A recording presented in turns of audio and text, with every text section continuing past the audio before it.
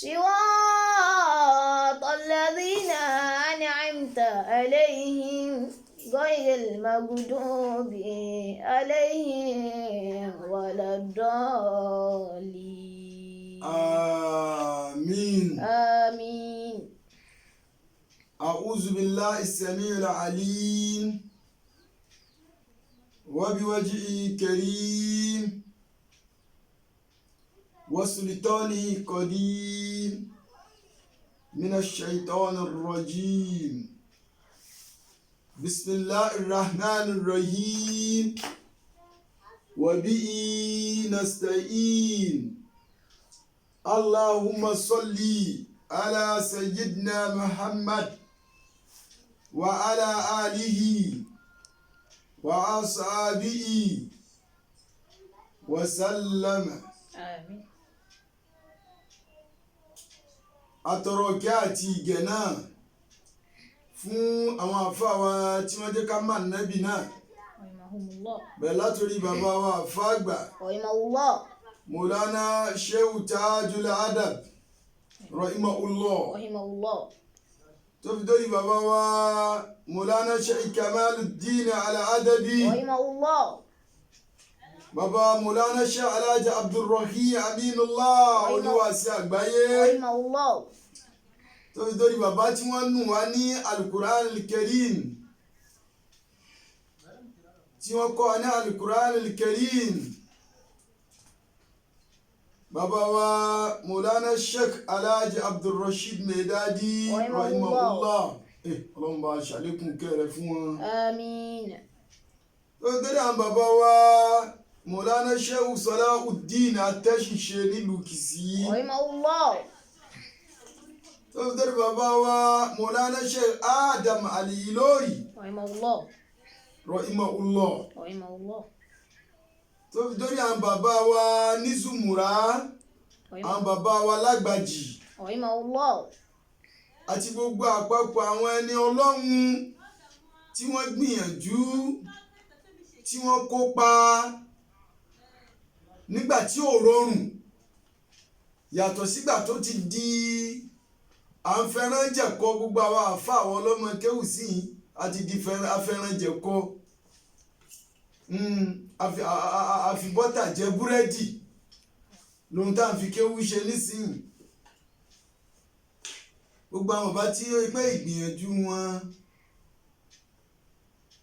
akitiyan wọn, òun ló jẹ́ kí ìmọ̀ ṣẹ́kù títí tó fi kan gbogbo àyí náà. Ọlọ́run má ṣe bá wa ṣàlékún kí àwọn bàbá náà. Àmín. gbogbo létà bàbá kọ̀ọ̀kan yìí fi ilẹ̀ lọ. Ọlọ́run àlékún àánú rẹ tó bá sọ kalẹ̀ sílé wọn. Àmín. gbogbo àwọn àlífà bẹ́ẹ̀ látòrí bàbá wa àlífà wa ní àbàtà asúkẹrẹ nílé bàbá wa Mọ̀lánà Sheikh Alhaji Abdulrahim Aminullah, tó fi dórí bàbá wa, tó fi dórí àlífà bàbá wa Mọ̀lánà Sheikh Alhaji Abdulrasheed Medadi, afa Mọ̀lánà Sheikh Kamaluddin, tó fi kárí gbogbo àwọn àlífà àwọn ẹni ọlọ́run kọ̀ọ̀kan Ọlọ́run bá wa dóòtì wọ́n. Àmín. Ọlọ́run bá wa kún wọn. Àmín. wọn bá wa fi sọ rẹ̀ sọ wọn. Àmín. bá wa jẹ́ kí wọ́n láṣẹ kalẹ̀. Àmín. bá wa jẹ́ kí ó jẹ́ gbogbo ohun tí wọ́n ṣe kọjá tẹ̀wọ́gbà wájú rẹ̀ Ọlọ́run. Àmín. àti gbogbo àwa àlùmọ̀ mùsùlùmí náà pátápátá tá à ń gbọ́ wa, gbogbo ẹ̀yin olólùfẹ́ tẹ́ mọ́ ń gbọ́ wa, tẹ́ nífẹ̀ẹ́ wa, tẹ́ kún wa, bẹ̀rẹ̀ látòrí amiru wa nílẹ̀ Misra Alhaji Abdulhamid Arọ̀kánmí, tó fi kárí gbogbo àwa àlùmọ̀ mùsùlùmí pátápátá náà la kíyányán. Ọlọ́run mọ́ṣá fi ìsìláàmù yìí gbè wá. Àmín. láyé àti lálùkìyámà. Àmín. Tọ́pìkì wa gẹ́gẹ́ bí abala tá a ti ń bá bọ̀ wá, bó ni a ṣe fẹ́ ṣẹ́gun èṣù àṣetọ́ọ̀nù. tọ́lọ́hun náà ń pa wá láṣẹ pé kí a máa wá ṣọ́ra nípa rẹ̀, toróhun náà ni máa da ní ṣẹ́rú, ní èyí jẹ́ kí ẹ̀dá fẹ́ láṣeyọrí, ọlọ́run kó là wá lọ́wọ́ rẹ̀. Àmín. àfà yìí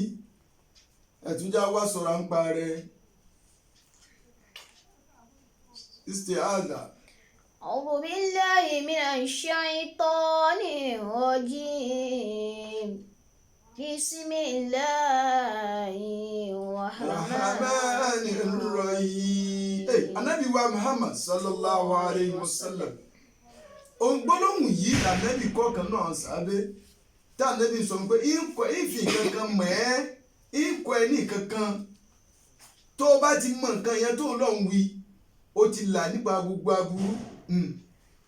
torí gbogbo aburú ìgbà ṣèṣù náà ni màá ti wá. ìdá sọ kẹ́yìn nínú episode 5 tá a ṣe kọjá ìtàn sàábẹ́ kan tí àṣetánì èṣù tí ń wọlé rẹ̀ tí mò ń kó lẹ́rù tí mò ń kó lówó tí mò ń kó dúkìá Zaid bin Yazid ẹ̀bẹ̀ kọ́ ni tíṣà abẹ́ náà sì ké gbàjarè lọ́dọ̀ ànábì pé nǹkan nù lé òun nǹkan gbogbo òun máa ń tilẹ̀kùn òun ṣùgbọ́n síbẹ̀síbẹ̀ nǹkan nù náà ni irú báyìí náà máa ń ṣẹlẹ̀ sáwò èèyàn ó fowó pamọ́ sílé ò ní ba mọ́ tẹ́nìkan kún òsì jálẹ̀kùn rẹ tẹ́nìkan kún débẹ̀ yìí máa ń wáyé bẹ́ẹ̀ iṣẹ́ ìṣètánì iṣẹ́ àwọn ṣayatin àwọn àlùjẹ̀nú. a ti sọ ìtàn yẹn bí sábẹ́ ṣe padà gbá àṣetánì yẹn mú táṣetánì yẹn sì ń bẹ̀bẹ̀ pé kọ́dọ̀kun òun ò ní padà wá mọ́ tó sì tún padà wá. ṣùgbọ́n ohun tí àṣetánì náà tí àlùjẹ̀nú náà ẹ̀mí òkùnkùn náà ní burúkú náà ohun tó padà sọ tí ò fi wá mọ́ ni pé ìrẹsà abẹ́ yìí ẹ̀ ìwọ ló ń fà á wọ́n kàn tilẹ̀kùn rẹ ni ó dákọ̀ ọlọ́run ó wá sọ lọ́dọ̀ ọlọ́run nípa wa ó mọ̀ ṣe isti'aza. أعوذ بالله من الشيطان الرجيم أعوذ بالله من الشيطان الرجيم. àlùjẹ̀nú òun ní sọ fún sàábé pé ká tó lè mọ̀ wálé rẹ̀ yìí mọ́ ọmọ dákọ̀ ọlọ́run ni ọmọ wa sọ lọ́dọ̀ ọlọ́run nípa wa ni kódà àlùjẹ̀nú náà wá tún fún sàábé náà ní àṣírí kan láti inú Al-Qur'an Karim ó ní annahu la yakrahu ahadan minkum atimatul baqaratu fayadulu ahadun minna fi bayti tilka laylati ohun tí sa àlùjànnú náà sọ nù ó ní ìrẹsà abẹ́yìn jẹ́ ń fún ọ ní nǹkan kan ẹ̀rí ó ní ìparí súratul bákàrà wọn áyà tó parí rẹ̀ wọn tó o bá ti fẹ́ káwọ ẹ̀mí òkùnkùn àwọn àlùjànnú àwọn ẹ̀mí èṣù yìí tí a bá ti fẹ́ ká wọlé rẹ̀ mọ́ máa ń ka áyà náà ẹnìkan nínú yín ò ní máa ka áyà yìí káwa ẹ̀mí òkùnkùn yìí káwa lè lágbára àti wọlé òun àní lè wọlé náà láéláé ẹ̀rí. Ànábì náà Muhammad náà sallallahu alayhi wa sallam ó ti sọ fún wa nípa áyà yẹn Ànábì náà sọ bẹ́ẹ̀ fún wa ó ní man qara'a li ayatayni min akhiri suratil baqaratin fi laylatin kifuta'u. Allahu Akbar. Ànábì náà ti sọ bẹ́ẹ̀ fún wa kó tó dún pé àlùjànnú náà tí wọ́n ń sọ fún sàábé pé Ànábì ní ẹni yìí yóò nínú yín tó bá ka áyà méjì tó gbẹ̀yìn súratul bákàrà ó ti là lóru ọjọ́ òun ẹ̀mí burúkú ẹ̀mí òkùnkùn kankan kò ní lè wọlé rẹ̀ kódà àṣàsí wọ́n ń perí rẹ̀ lóru ọjọ́ òun ni wọ́n ń ṣàṣì ọ lóru ọjọ́ òun kò tún ràn wọ́n mọ́ lóru ọjọ́ òun torí àlùjànnú náà àṣetánì náà ni ó gbà ṣàṣì wá ká ẹ mọ́lé òun ni wọ́n gbérán ṣùgbọ́n Ànábì inú ó ti là lóru ọjọ́ òun ẹ̀rí gbogbo nǹkan wọ̀nyí lohun tó yẹ kó já sí ohun táwa mùsùlùmí máa kọ́ tó sì yẹ kájọ́ mọ́ wa láà ká máa ṣàzìkáàrù ká tó sùn ká máa ka alukurani ká tó sùn ká máa ka alukurani nínú ilé wa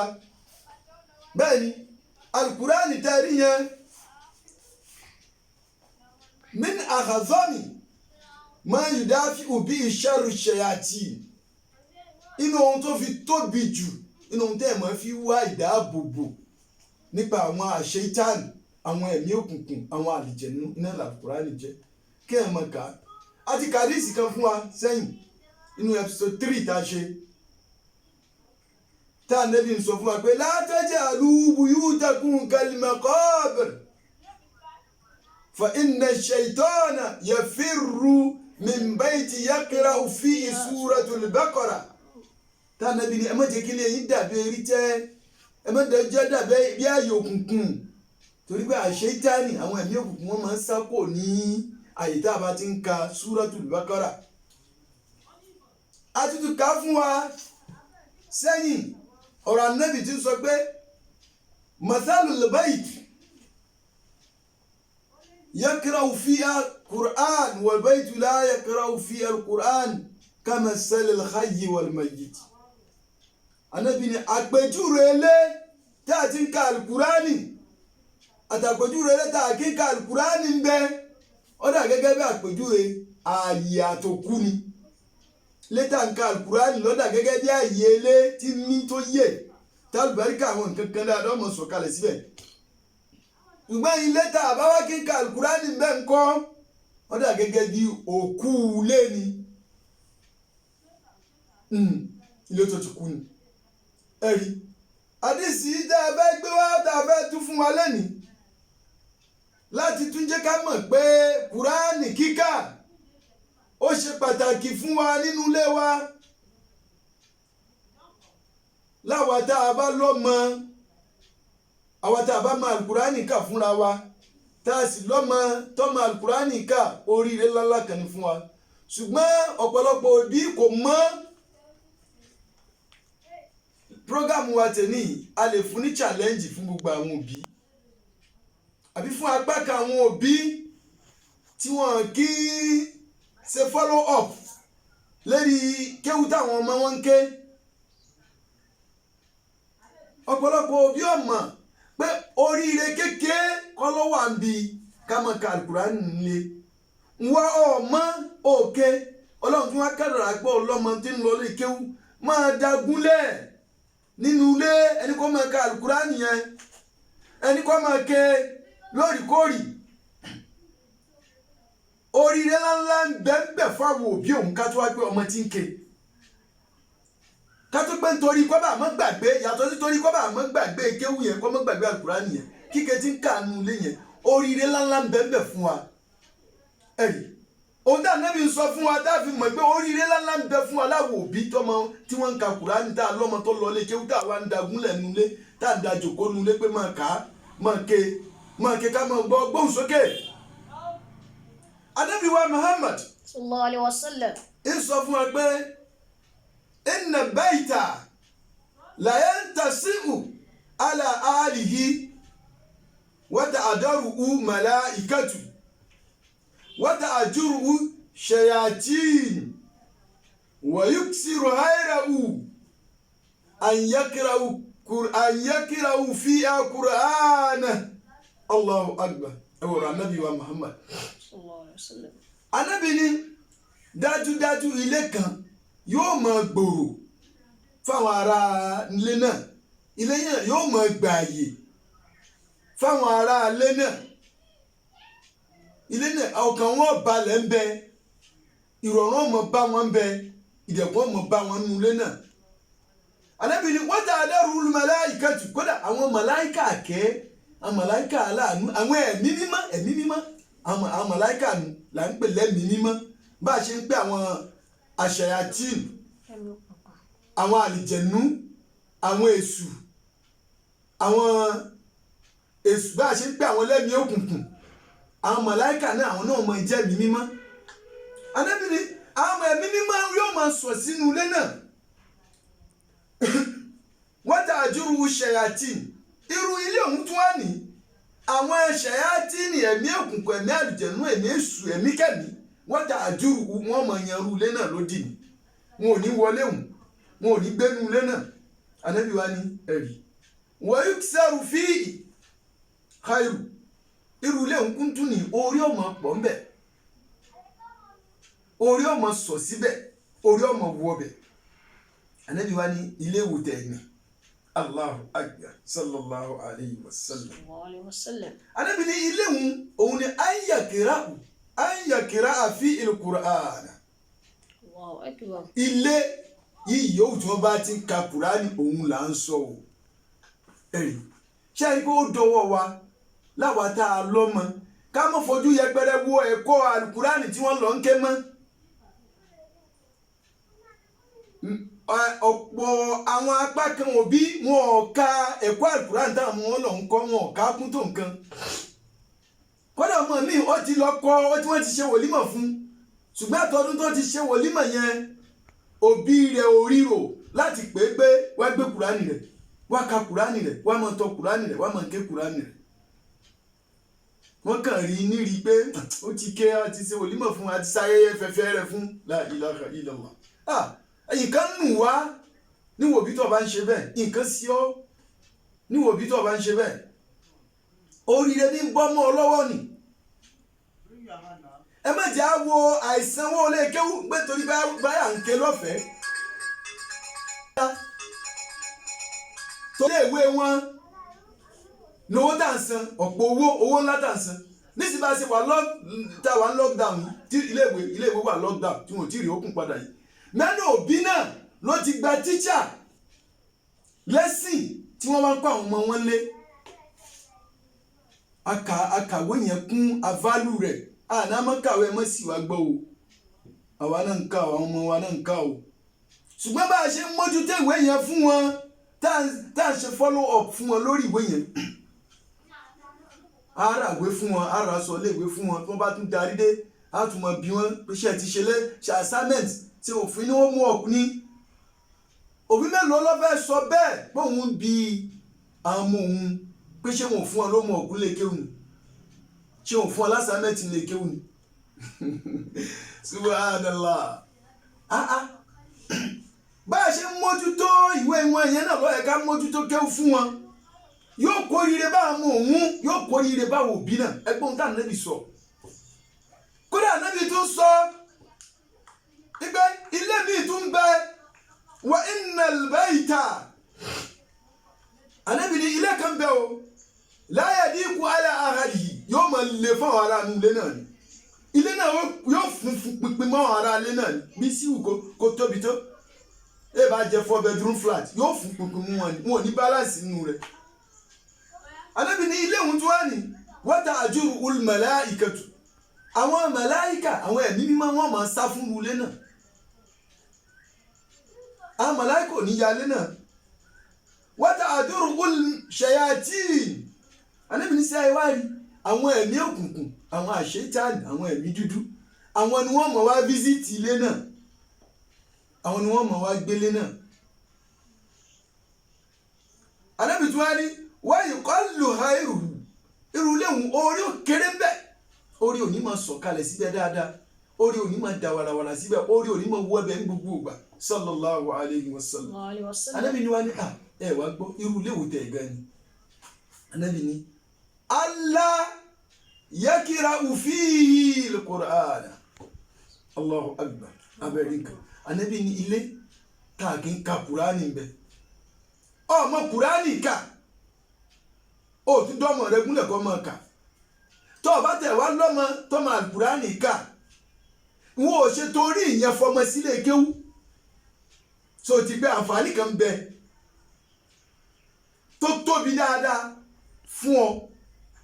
níbi kọ́mọ rẹ lọ kọ́ kéwú kọ́ lọ ka Al-Kùránì gbogbo àná kọ́ lájà àfà Al-Kùránì ti lábẹ́ wa ma kana li mu'minin yafiru kafatan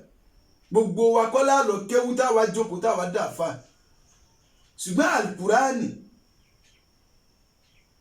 fardu kìfáyà ni fún gbogbo mùsùlùmí agbọ́dọ̀ ké agbọ́dọ̀ kọ́ agbọ́dọ̀ mọ̀ torí túláàsì ní Kùránì tó mọ̀ fi kírun àǹfààní bẹ́ẹ̀ bí kájíkà àmọ́ wá ka Al-Kùránì kìí ṣe pé kí wọ́n sì lọ́kọ tí wọ́n ṣe wòlímọ̀ nìkan kí wọ́n kà ká gbé Al-Kùránì yẹn sákànà fi qalbihim ó jókòó sọ́kàn wọn ó wà lẹ́mìí wọn mẹ́ni ọmọ mùsùlùmí lóde òní ní tí ń fi kùránì pín ìdàgbà èmi náà kéwúrì kọ́dà èmi náà ṣe wòlímọ̀ tẹ́ bá dẹ̀ dorí kùránì kò dò fún ní sípò dá mọ̀mọ́ ẹ dákun ẹ̀ wò bí ẹ já ṣàkíyèsí àárín yìí ẹ já mójútó àárín yìí alukurani kọjá ọwọ́ tá a fi ń mu àtọ́jú tá a fi ń wò pàápín oríire alukurani ni gbogbo lè ṣe alukurani jẹ́ tá a bá nígbàgbọ́ nínú rẹ̀ bẹ́ẹ̀ ẹ wo àsọ́lẹ̀ ànábì wa Muhammad sallallahu alaihi wasallam lórí alukurani al-Karim ẹ wo àwọn àǹfààní tá ànábì ń sọ tí tó wà fún alukurani al-Karim ẹ sì wo disadvantage tí ń bẹ fún ilé tààkì kí alukurani al-Karim alibarika ò ní wọ bẹ ànábì ló wí o mẹ́ka o lọ́mọ tó lè ká wọn náà ṣe máa bẹ òwe wọ́n àfáà kan wọ́n àwọn àfáà kan ìdákọ̀ kan ẹ mọ wá bá mi kékeré ní wọ́n mọ wá bọ́ kí alukurani nínú ilé tiẹ̀ náà yàsí ni wá kí àní gbogbo ẹ̀ ló ní àǹfààní bọ́lá òun bá tún fagbára rẹ̀ ká pépè bí ẹ wọ́n bá ń sọ dídá alukurani kalẹ̀ nínú ilé mi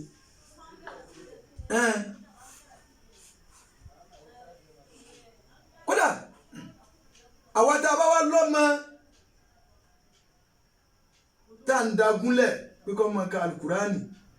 kìí ṣe kákan dagúnlẹ̀ pé kọ́ mọ kákan àmọ́ bá nǹkan míì lọ ẹ já gbìyànjú àti mọ jókòó tí mo tẹ́tí sí anabi Muhammad sallallahu alayhi wa sallam njọ́ kan òun náà pé kan náà àmọ́ kéwù rẹ̀ ó pe Ibn Mas'ud radiyallahu ta'ala anhu ó ní wá ká alukurani fún mi sàbí náà wà ń sọ fún pé àákìrà wà àlẹ́kà unzil kí máa ka kùránì fún ọ níwọ̀n tó ti pé wọ́n ni wọ́n sọ alukùránì kalẹ̀ fún Ànábì sì ni èmi náà mo fẹ́ kí máa gbọ́ látọ̀dọ̀ ẹlòmíì ká máa ka onílàádá ká tún máa gbọ́ onílàádá káwọn òbí náà tún máa gbọ́ bá a ṣe ń gbọ́ òun yóò máa tan ìmọ́lẹ̀ sínú ẹ̀mí wa yóò máa ṣe kí ni yóò máa tàn mọ́lẹ̀ sínú ẹ̀mí wa.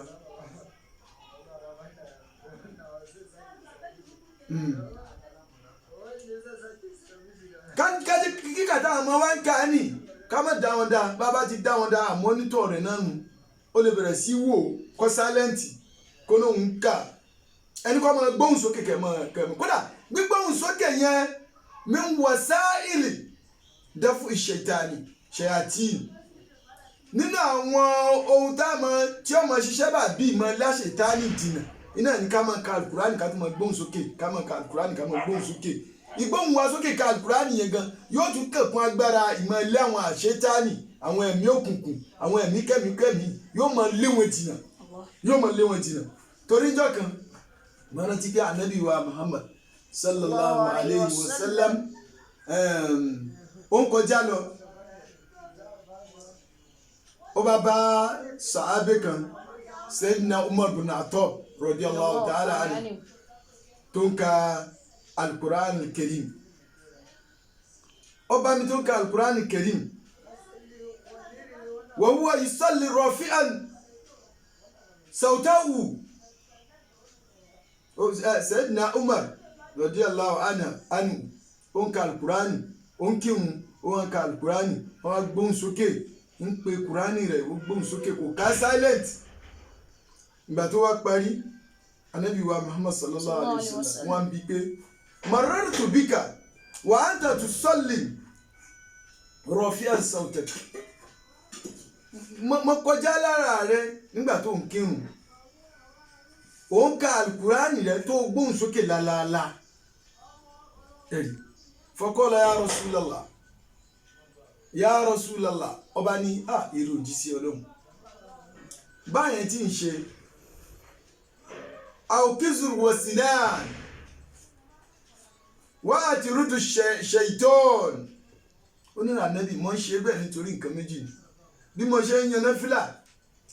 tí mo ń ka alukurani tí mo gbóhùn sókè lálálá yẹn mo ń gbóhùn mi sókè láti máa fi ta jí àwọn tó ń tògbé àwọn tá a jọ wà tí wọ́n ń tògbé lẹ́gbẹ̀ẹ́ mi tí oorun ò tí wọ̀la mo fẹ́ káwọn náà ta jí ni ó ní olóhùn ń ṣe òun gbóhùn sókè nítorí bẹ́ẹ̀ ó ní pàápàá jùlọ ẹ̀kejì òun gbóhùn sókè wá àti rúdú ṣèitọ́ọ̀nù mo fi lé àṣetánì jìnnà sákàtà yìí ṣàgbègbè yìí ṣáyíká yìí Allahu Akbar. Allahu Akbar. ẹ̀rí kan àǹfààní kan tún nù bàbá ń tọ Al-Qur'an Al-Karim ká mọ̀ mọ́ silent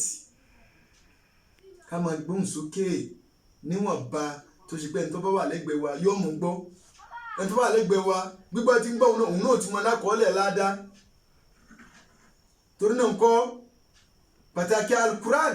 ó dọwọ́ wa yóò máa dáàbò bò wá lọ́wọ́ gbogbo àwọn ẹ̀mí òkùnkùn kẹ́mi òkùnkùn àwọn ẹ̀mí kẹ́mi àwọn ẹ̀mí àṣetán yóò máa dáàbò wá lọ́wọ́ gbogbo aburú àwọn àlùjẹ̀nú ọgbà Al-Qur'an kíkà yóò máa là wá lọ́wọ́ gbogbo àṣàsí torí náà ó túbọ̀ dọwọ́ wa níbi tí a bá dóòlè nílé léyìí